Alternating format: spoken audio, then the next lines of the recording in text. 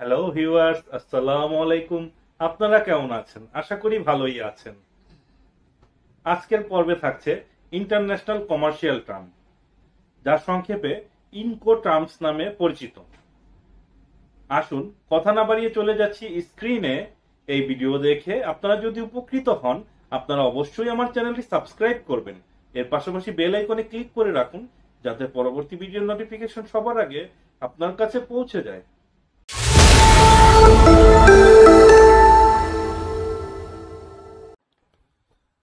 আপনারা যে কোনো ওয়েব ব্রাউজার থেকে fmskillsharing.com লিখে আমার এই ওয়েবসাইটটিতে চলে আসবেন। ওয়েবসাইটটি থেকে আসার পর আপনারা ব্লগ সেকশনে ক্লিক করবেন। এখানে একটি ব্লগ দেখতে পাবেন, navigating ইনকো terms a practical approach. ব্লগে ক্লিক করলে ব্লগটার ডিটেলস এক্সপান্ড হবে। ইনকো টার্মস, ইন্টারন্যাশনাল কমার্শিয়াল টার্মস, এটা ইন্টারন্যাশনাল চেম্বার অফ কমার্স কর্তৃক তৈরি করা। এখানে কিছু সেট অফ রুলস দেয়া আছে, যেখানে ইন্টারন্যাশনাল ট্রেডের ক্ষেত্রে সেলার এবং বায়ারের কি কি করণীয় সেটা ডিফাইন করা আছে, অর্থাৎ বর্ণনা করা আছে। এই টার্মগুলো আমরা একটু জেনে নিচ্ছি। শুরুতে আমরা দেখব এক্স ওয়ার্ক। এটাকে অনেকে এক্স ওয়্যার হাউসও বলা হয়। এক্সপোর্টারের ক্ষেত্রে এক্সপোর্টার শুধু তার প্রোডাক্টটা ওয়্যার হাউস পর্যন্ত অ্যাভেলেবল করবে, অর্থাৎ এক্সপোর্টারের কস্ট শুধু ওয়্যার হাউস পর্যন্ত। এরপর থেকে সমস্ত খরচ হচ্ছে ইম্পোর্টারের, যেমন carrier, truck, ICD, export clearance, ship অর্থাৎ ফ্রেট, কাস্টমস এবং ট্রাক ওয়্যার হাউস পর্যন্ত যাবতীয় খরচ এক্স ওয়ার্কের মধ্যে পড়ে। এখানে ট্রান্সফার অফ রিস্ক অ্যান্ড রেসপন্সিবিলিটিটা ওয়্যার হাউস থেকে মাল অর্থাৎ প্রোডাক্ট ক্যারিয়ারে তুলে দেওয়ার পরই এর রেসপন্সিবিলিটিটা শেষ হয়ে যায়। এরপরের টার্মটা হচ্ছে এফসিএ, ফ্রি ক্যারিয়ার। ফ্রি ক্যারিয়ারে দু ধরনের কেস পাওয়া যায়। এখানে সেলার কখনো এটা ট্রাক পর্যন্ত, কখনো আইসিডি অর্থাৎ ইনল্যান্ড কন্টেনার ডিপো পর্যন্ত প্রোডাক্ট ডেলিভারি করে থাকে। তো এক্ষেত্রে বায়ার এবং সেলারের আলোচনার মাধ্যমে এই টার্মগুলো ডিফাইন করা হয়ে থাকে। এখানে রিস্ক এবং ট্রান্সফার হয়, অর্থাৎ এখানে আইসিডি পর্যন্ত অর্থাৎ প্রথম ক্যারিয়ার পর্যন্ত অথবা চুক্তি অনুসারে আইসিডি পর্যন্ত কখনো কখনো এই রিস্কটা এক্সপোর্টার বহন করে, তারপর যাবতীয় খরচ ইম্পোর্টারের। এর পরের টার্মটা হচ্ছে ক্যারিজেস পেইড টু, সিপিটি। এখানে seller pay the shipping bill of goods to the buyer chosen import, অর্থাৎ বায়ারের পছন্দনীয় কোনো পোর্ট পর্যন্ত সেলার তার যাবতীয় খরচ বহন করে, কিন্তু রিস্কটা প্রথম ক্যারিয়ারে প্রোডাক্ট তুলে দেওয়ার পরই এই রিস্কটা ট্রান্সফার হয়ে যায়, যদিও এখানে তার পোর্ট পর্যন্ত যাবতীয় খরচ সেলারকে বহন করতে হয়, অর্থাৎ এক্সপোর্টারকে। এরপর থেকে যাবতীয় খরচ বায়ারের, অর্থাৎ আইসিডি, ট্রাক, কাস্টমস, এখানে ওয়্যার হাউস, এগুলো। তো সিপিটি আপনারা বুঝলেন। এরপর আমরা সিআইপি জেনে নেব।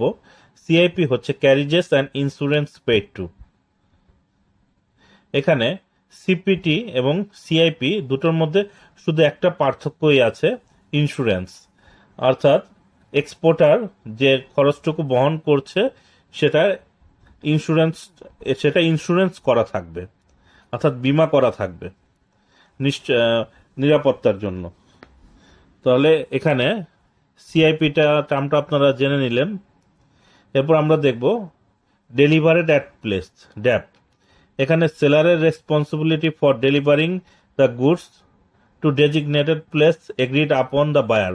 বায়ার এবং সেলারের মধ্যে চুক্তি অনুসারে একটা নির্দিষ্ট প্লেসে এখানে সেলার অর্থাৎ এক্সপোর্টার প্রোডাক্ট ডেলিভারি করে থাকে। এ সম্পর্কে আরো ডিটেলস আছে, আপনারা পড়ে নিন, আমি সংক্ষিপ্ত আকারে আলোচনা করে যাচ্ছি। এখানে লক্ষ্য করুন, এখানে সেলার তার ওয়্যার হাউসের পূর্ব পর্যন্ত প্রোডাক্ট পৌঁছে দিবে বা ওয়্যার হাউস পর্যন্ত। তারপর আনলোডিং যাবতীয় কস্ট হচ্ছে বায়ারের। তবে কাস্টমস ক্লিয়ারেন্সও কিন্তু এখানে বায়ারকেই করতে হবে। এখানে লেখা আছে, বোল্ড করা আছে, কাস্টমস ক্লিয়ারেন্স আনলোডিং, কিন্তু রিস্কটা হচ্ছে ওয়্যার হাউসে পৌঁছানো পর্যন্ত, রিস্ক অ্যান্ড রেসপন্সিবিলিটিস। এরপর আমরা দেখব ডিপিইউ, ডেলিভারেড অ্যাট প্লেসড আনলোডিং। তো ডিপিইউ এটা হচ্ছে আপনার ওয়্যার হাউস পর্যন্ত পৌঁছে প্রোডাক্টটা আনলোড করে দেবে এক্সপোর্টার। তো এই ধরনের টার্মের ক্ষেত্রে প্রোডাক্ট পৌঁছানো পর্যন্ত সেটা রিস্ক এবং রেসপন্সিবিলিটিটা এক্সপোর্টারেরই থাকে, কিন্তু কাস্টমস এবং আনলোডিং কস্টটা বায়ারকে বহন করতে হয়। এরপর আমরা জানব ডিডিপি, ডেলিভারেড ডিউটি পেইড। এখানে আপনার ওয়্যার হাউস পর্যন্ত সমস্ত পৌঁছে দেওয়া পর্যন্ত সমস্ত খরচ এখানে এক্সপোর্টার বহন করবে এবং duty, customs clearance, export clearance সবগুলোই এখানে এক্সপোর্টার বহন করবে। এটা হচ্ছে ডিডিপি, ডেলিভারেড ডিউটি পেইড। এরপর আমরা জানবো হচ্ছে এফএএস, ফ্রি অ্যালংসাইড শিপ।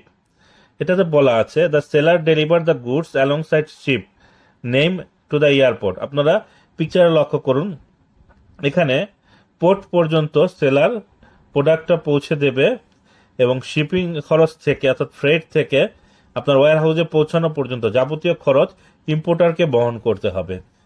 সেলারের রিস্কটা ট্রান্সফার হবে পোর্টের পর থেকে, অর্থাৎ পোর্ট পর্যন্ত পৌঁছে দিলেই তার রিস্ক এবং রেসপন্সিবিলিটি শেষ। তারপর যাবতীয় রিস্ক, রেসপন্সিবিলিটি এবং খরচ বায়ারের অর্থাৎ ইম্পোর্টারের। তো ফ্রি অ্যালংসাইড শিপ এর টার্মটা আপনারা জেনে নিলেন। এরপর একটা common term free on board, আপনারা সবাই জানেন কম বেশি। ফ্রি অন বোর্ডের ক্ষেত্রে সেলার শিপে প্রোডাক্ট পৌঁছে দেওয়া পর্যন্ত যাবতীয় খরচ সেলারের এবং শিপ থেকে তার ওয়্যার হাউস পর্যন্ত পৌঁছানো পর্যন্ত যাবতীয় খরচ ইম্পোর্টারের। এখানে রিস্কটা ট্রান্সফার হয় শিপে পৌঁছে দেওয়া পর্যন্ত। তো এফওবি টার্মে আপনারা অনেক বিলো এন্ট্রিতে এটা পেয়ে থাকবেন, এফওবি ফ্রি অন বোর্ড। এটা মোস্ট কমন একটা টার্ম। এরপরে যাচ্ছি সিএফআর, কস্ট অ্যান্ড ফ্রেট। এটাও একটা কমন টার্ম। এখানে হচ্ছে ইম্পোর্টারের পোর্ট পর্যন্ত যাবতীয় খরচ সেলারের এবং পোর্টে আসার পর থেকে যাবতীয় খরচ বায়ারের। এখানে রিস্কটা এক্সপোর্টারের ট্রান্সফার হবে শিপে পৌঁছানোর পর, শিপ পর্যন্ত পৌঁছে দেওয়ার পর। তো এই ক্ষেত্রে আপনারা খেয়াল করবেন এই ধরনের টার্মগুলো যে সমস্ত ইম্পোর্টের ক্ষেত্রে আপনারা ইম্পোর্টারের বিল অফ এন্ট্রিতে পাবেন, সেক্ষেত্রে ফ্রেট বিলটা এক্সপোর্টারই বহন করে। CIF, cost, insurance and freight. CIF এটাও একটা কমন টার্ম। তো সিআইএফ এর ক্ষেত্রে CIF is used in contract. এত ডিটেলস না পড়ে আমরা সংক্ষিপ্ত টার্মে যাচ্ছি। অর্থাৎ সিএফআর এবং সিআইএফ এর মধ্যে শুধু ডিফারেন্স হচ্ছে আপনার সেলারের যে খরচগুলো সেটা রিস্কগুলো সেটা ইন্স্যুরেন্স করা থাকবে এবং যাবতীয় টার্ম পূর্বের মতোই। তো আপনারা ইনকোর টার্মসগুলো